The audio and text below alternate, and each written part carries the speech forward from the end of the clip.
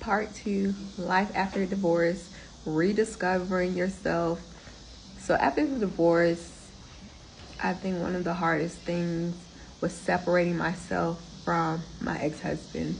When people would see me who were not aware that I got divorced, hey, how's Khalil? How's your husband? And of course, the wound was fresh, okay?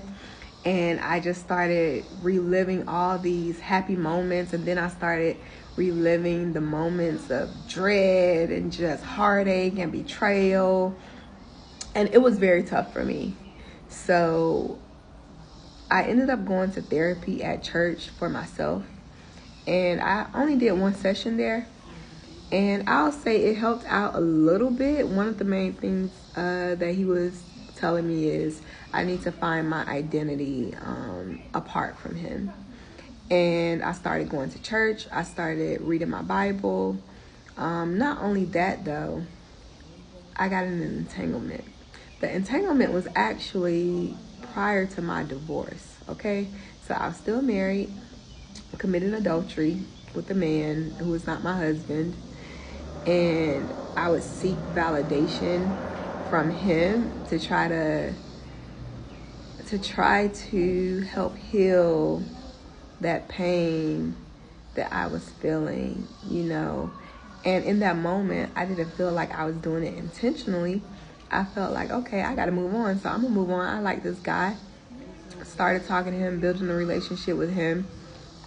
And the emotional turmoil only like doubled because of things that I was going through with him and then dealing with my ex-husband. So I say seek therapy first before jumping into a relationship. I know you want to take your mind off your ex, but don't do that. Don't run to somebody else to accomplish that.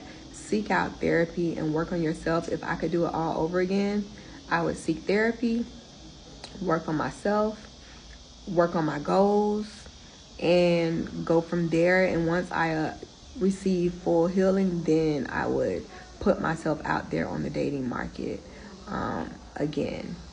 But it was still tough to separate myself from my ex-husband because, like I said, I didn't go through therapy. I wasn't healing properly. So seek therapy so you can find out who you are apart from your husband, so you could deal with the deeper issues within your heart instead of just trying to patch up the way you feel, you know, cover up your feelings. And then you become numb, and you don't want to be numb. So this is part 2.